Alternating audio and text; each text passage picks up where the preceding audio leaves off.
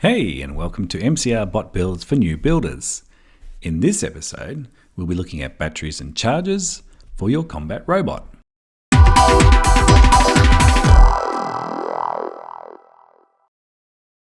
Lithium polymer batteries, or LIPOs, are by far the most popular batteries found in today's combat robots.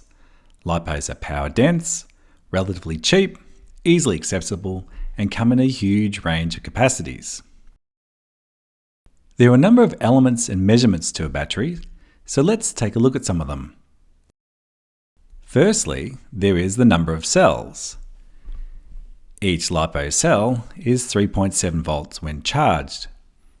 When selecting batteries, each cell is represented by an S, so a 1S battery is 1 cell and 3.7 volts. A 2S battery is 2 by 3.7 volts, which is 7.4 volts. A 3S is 3 times, so it's 11.1 volts, and so on.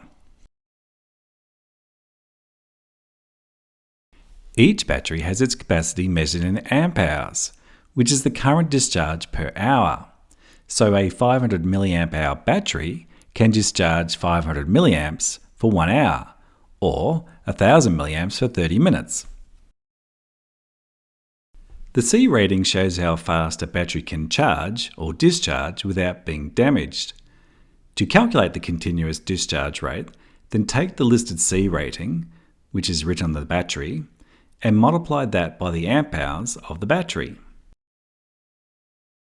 If the battery is 500 milliamp hours and 40 C, then 40 by 500 divided by 1000 to give you amps equals 20. And therefore the maximum continuous discharge for this battery is 20 amps. Sometimes batteries have two C values, say 40C to 70C. The first is the continuous discharge rate, which we just calculated.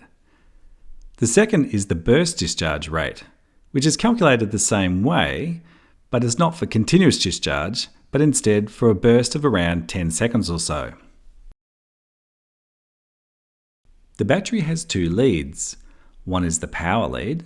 There's a positive and negative wire, and this is used to power the robot, but it's also used to charge the battery when plugged into the battery charger. The second is the balance lead, and that's plugged into the battery charger to monitor each cell when charging.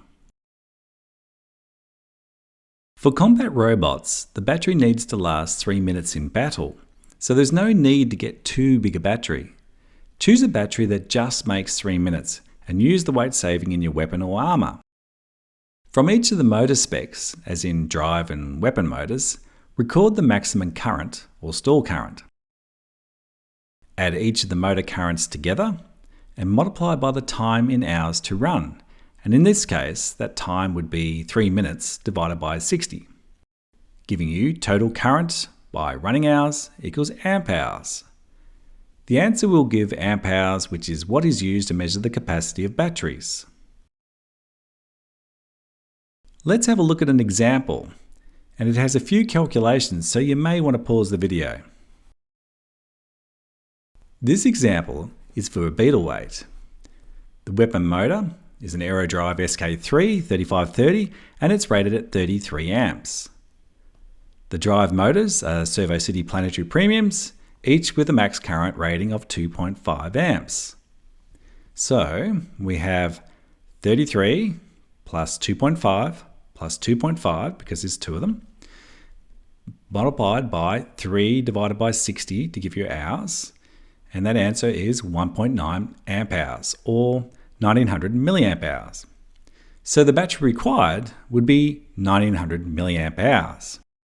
So, there you go. Problem solved. We have an answer. Yeah, well, no. This is where it moves away from clean calculations and becomes more subjective. The calculations we just did are based on maximum continuous current, but generally, most drivers do not run their robots flat out for all of the 3-minute match. This is where a bit of trial and error and talking to other builders about their battery capacity choices can help, because the battery actually needed is likely to be much smaller capacity, and less capacity is less weight. In the example we just walked through shows that the Beetleweight battery calculated is 1900 mAh, but for the actual robot that uses these same motors in combat has a battery that is way smaller and actually uses an 850 mAh battery instead of 1900 mAh, so roughly half the calculated size. So why bother calculating at all? Well, the calculations give a clear starting point and a position to work back from. Once you have that calculated number, then we can add in personal judgment, guesswork, and maybe some input from other builders. While it is worth doing your own calculations, the links below have suggested battery sizes for different setups. There are many chargers on the market, and if you're just starting out, say with one of the insect classes, then make sure your charger can charge at least 2S, 3S, and 4S, with the S meaning cells.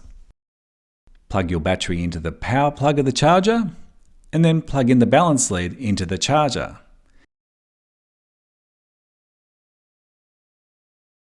On smart chargers that have interactive screens, a few details will be needed to enter in for each charge, such as how many cells does the battery have, what charge rate, which is measured in amps.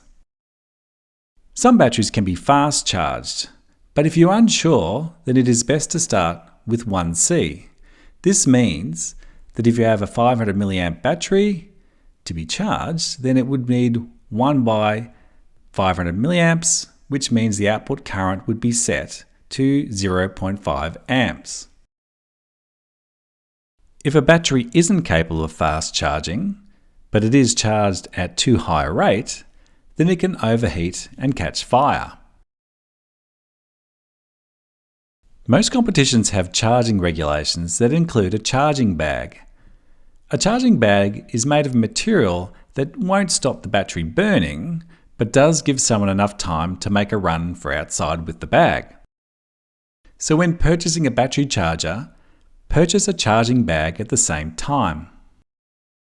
When charging, always be present and charge with the battery in a LIPO charging bag, and have a plan for the worst case scenario, such as if the battery caught alight. This could be by having the charging bag on a metal tray and have tongs handy to allow a sprint for the door. A lithium battery fire is very energetic and can burn fiercely and pump out great amounts of lithium-laced white smoke.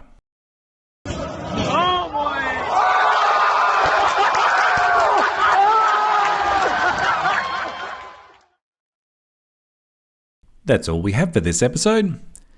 Don't forget that all the details of the options are documented below.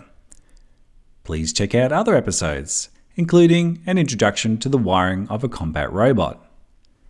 Thank you for watching, and see you in the arena!